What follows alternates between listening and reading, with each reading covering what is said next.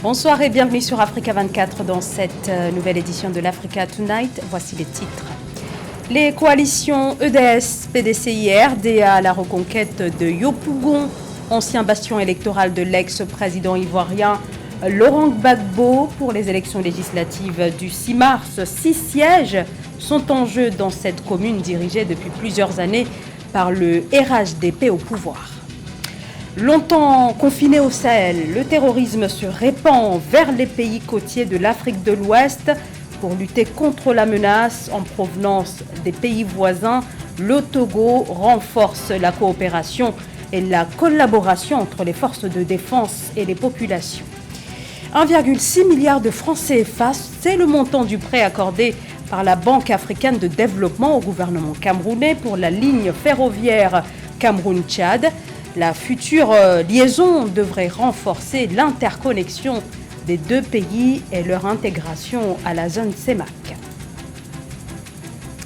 Mais avant de développer ces titres, l'actualité au Congo-Brazzaville où le Rassemblement pour la démocratie et le développement apporte son soutien à l'opposant Guy Brice Parfait-Colélas qui brigue une nouvelle fois la magistrature suprême.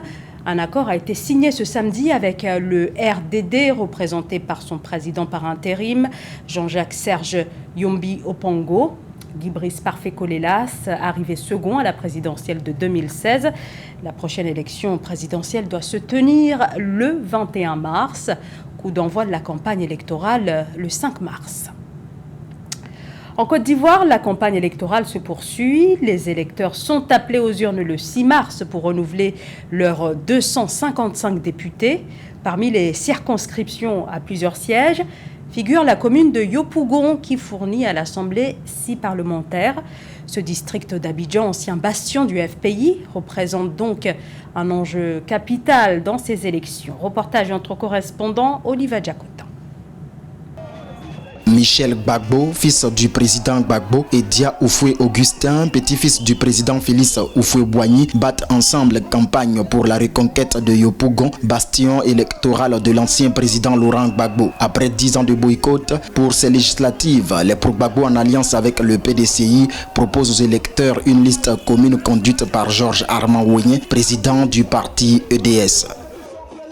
C'est le RHDP qui a un poids plus ici à Yopougon. Ce n'est pas la personne, c'est le RHDP. Parce que le RHDP ici à Yopougon ne représente rien.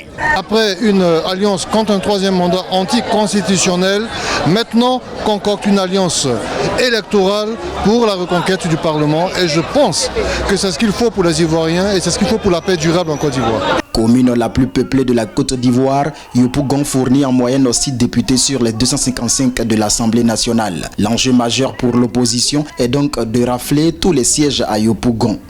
La tâche n'est pas facile, mais avec cette alliance, avec nos frères du FPI, nous allons marcher, nous allons aller au charbon et nous allons remporter la victoire. Ces législatives, nous sommes convaincus que nous allons les gagner sans problème. En rappel, depuis 2011, Yopougon est devenu un bastion du Rassemblement des oufouettistes pour la démocratie et la paix. Le parti a même remporté à plusieurs reprises les municipales et les législatives en l'absence des pro-Gbagbo. Des études alertent depuis des années sur le risque de contagion terroriste au sud des pays du Sahel. Afin de contrer la menace, certains États comme le Togo tentent de mobiliser et de coordonner les efforts nationaux pour prévenir l'extrémisme violent à travers notamment une réforme de l'appareil sécuritaire et des mesures aussi visant à améliorer la collaboration entre les forces armées et les populations. Aïssa Toubari. Le Togo s'est engagé à réformer son appareil sécuritaire alors que le pays craint une éventuelle extension des actions des djihadistes vers le golfe de Guinée. La loi de programmation militaire votée en 2020 prévoit ainsi un budget de 722 milliards de francs CFA d'ici à 2025. De 17 773 éléments actuellement, l'armée togolaise passerait à 22 000 membres. La loi de programmation militaire, qui permet d'avoir un budget de plus de 1 milliard d'euros sur 5 ans, en fait, ne privilégie que l'achat des équipements. La partie formation est limitée à la partie la plus petite. En un seul mot, la réconciliation entre l'armée et le peuple ne s'achète pas. Surtout pas dans un climat d'usurpation de la victoire de l'opposition aux dernières élections présidentielles et législatives. Donc c'est un problème politique avant d'être un problème militaire.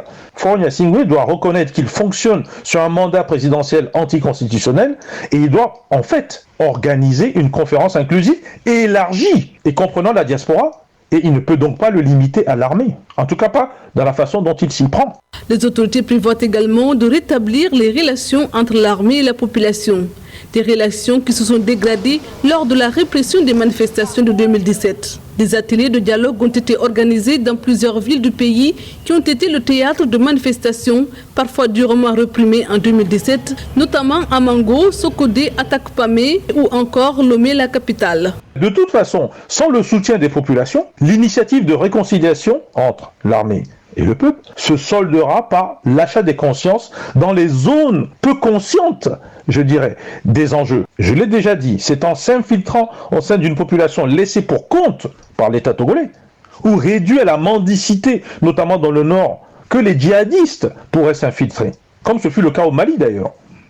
À ce titre, ce n'est pas en distribuant de l'argent aux populations pauvres, par le biais des agents de l'armée ou des militaires, que le problème sera résolu. C'est ce qui se passe actuellement au Togo. Donc, l'approche doit être revue et doit être élargie. Ce mouvement se traduit aussi par des changements profonds à tous les niveaux de la hiérarchie militaire. La nomination, notamment début octobre 2020, de Marguerite Niakhaté en tant que ministre des Armées, une première pour le Togo, a été perçue comme une réelle volonté politique de changer la donne. La ligne ferroviaire devant relier le Cameroun au Tchad bénéficie de l'appui de la Banque africaine de développement. Le Cameroun a reçu 1,6 milliard de francs CFA de la BAD. Il s'agit d'un prêt qui doit permettre, dans un premier temps, de réaliser l'étude de faisabilité de cette infrastructure ferroviaire hautement stratégique. Lorita Simbou. Le Cameroun et le Tchad, déjà reliés par la route, travaillent à l'établissement d'une voie ferrée entre les deux pays. À cet effet, la Banque africaine de développement BAD a octroyé un prêt d'un montant d'environ 1,6 milliard de francs CFA en vue du financement de l'étude de faisabilité du prolongement de la voie ferrée entre le Cameroun et le Tchad. L'accord relatif a été signé à Yaoundé le 20 février 2021. Le projet que le Cameroun entend mener avec son pays frère et ami le Tchad, et en fait, on aurait pu intituler ça autrement, le prolongement du transcamerounais. N'oubliez pas que le Cameroun a non seulement un réseau viaire, c'est-à-dire la route bien bitumée, une partie maintenant reprofilée. Le Cameroun a également un réseau ferroviaire qui relie sa partie sud à sa partie septentrionale. Et malheureusement, depuis une bonne trentaine d'années, ce projet, sinon plus, ce projet s'est arrêté simplement à Gaoundéré, dans le septentrion. Donc le Cameroun voudrait donc, à travers ce projet, ce que je vais appeler un projet intégrateur, relier la capitale du Tchad, N'Djamena, au Cameroun tout entier. L'étude dans sa globalité est prévue pour durer 36 mois. À terme, les deux pays veulent prolonger le chemin de fer existant de Ngaoundéré jusqu'à N'Djamena, la capitale tchadienne. Identifié comme l'un des projets du programme régional du développement des infrastructures de transport de la CEMAC, cette ligne qui revêt un statut intégrateur achèvera la liaison de transport multimodal entre les deux pays. Pour moi, c'est un vecteur d'intégration nationale qui est cette route-là. Alors, le milliard 6 qu'on est en train de payer pour l'étude de faisabilité, je suis totalement d'accord. On ne peut pas lancer un grand projet comme celui-là sans mener une quelconque étude de faisabilité. De Gaoundéré à Garoua, ça vous fait 280 km. Garoua, Maroua, 240. Donc on est à peu près sur 800 voire 900 km de route. Il faut mener donc des études dans un environnement où on a à peu près un panorama, un paysage extrêmement escarpé, très dangereux. Donc il faut mener des études pour dresser un véritable tracé qui ne portera pas à conséquence lorsqu'on va se décider de lancer le prolongement du transcamerounais, lorsqu'on va construire des chemins de fer partant maintenant de Gaoundéré, d'abord pour Garoua, ensuite pour Maroua et enfin pour Kousséri. Et Kousséri, maintenant, on met le cap sur N'Djamena. Pour la BAD, ce projet de chemin de fer en gestation depuis des années allégera la pression sur le réseau routier et va éliminer les déchargements et rechargements fréquents aux nombreux points de contrôle légaux et illégaux que rencontrent les transporteurs. Les échanges commerciaux entre la Tunisie et les pays étrangers connaissent une importante baisse. Elle représente 4,5% des importations et 7,4% des exportations pour le seul mois de janvier. Parmi les secteurs touchés, il y a celui du textile, mais aussi les industries mécaniques, électriques et minières. Mildred Yamou.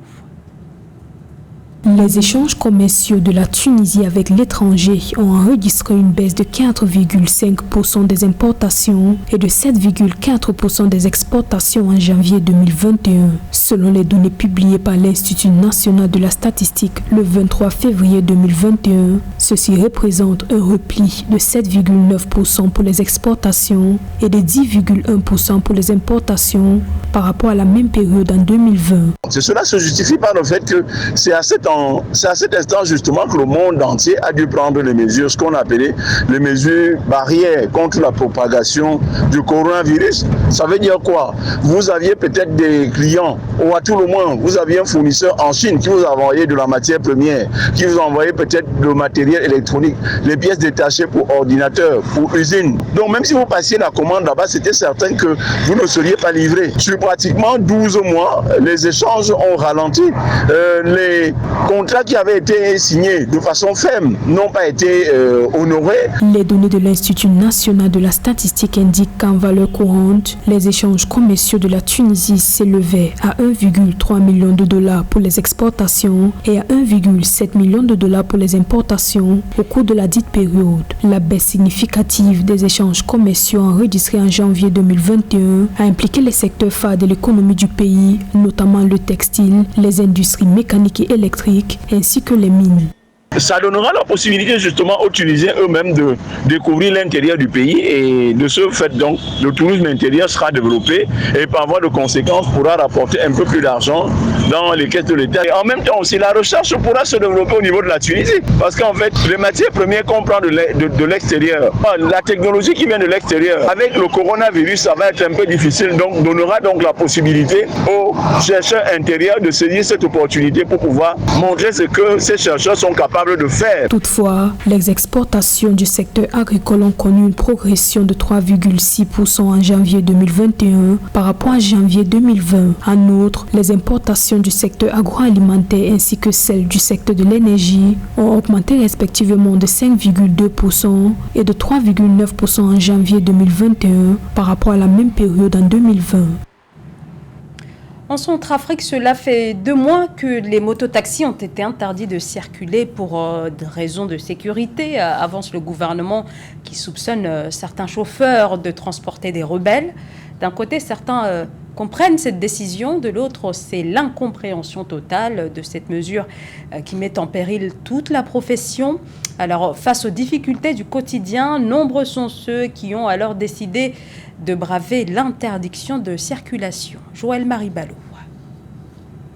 Malgré les restrictions instruites par le gouvernement centrafricain, les taxis-motos ont repris du service dans les artères du pays. Depuis mi-janvier, au moins 38 000 conducteurs de taxis-motos sont au chômage. Face à l'insécurité grandissante, les autorités centrafricaines ont interdit la circulation des taxis-motos. Cependant, ces derniers préfèrent enfreindre cette instruction car cette activité leur permet de subvenir au quotidien de leur famille. Le travail de mototaxi est un emploi pour un pays comme la Centrafrique et ça permet de faire vivre des familles. Malheureusement, c'est une piste et une faille qu'on laisse pour des gens de basse moralité qui profitent pour augmenter le déplacement des bandes armées et contribuer à l'insécurité.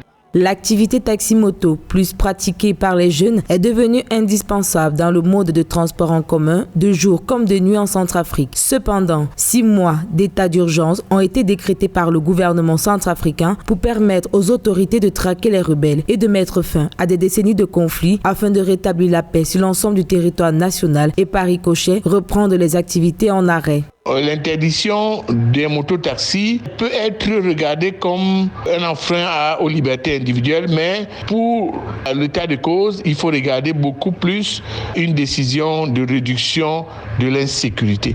Cette situation nécessaire mais peu reluisante a permis aux autorités locales d'entreprendre des procédures d'identification des taxis-motos pour améliorer la sécurité à Bangui. Pour le moment, l'impatience grandit au sein de la profession, d'autant plus que les autorités pourraient donner le feu vert de reprise des activités d'ici quelques jours. Un mot également sur la crise sanitaire. L'Afrique du Sud, qui aurait vacciné plus de 63 000 personnes depuis le lancement de la campagne de vaccination contre la Covid-19, a reçu samedi une deuxième livraison du vaccin Johnson & Johnson qui vient remplacer les doses AstraZeneca que l'Afrique du Sud a souhaité écarter après une étude révélant, entre autres, une efficacité limitée contre le nouveau variant sud-africain. Ce sont donc 80 000 vaccins Johnson & Johnson qui sont arrivés à Johannesburg samedi. Ce vaccin arrive au moment où les autorités sanitaires du pays redoutent une troisième vague de l'épidémie à l'approche de la saison hivernale. 200 000 vaccins supplémentaires sont par ailleurs attendus dans les prochaines semaines.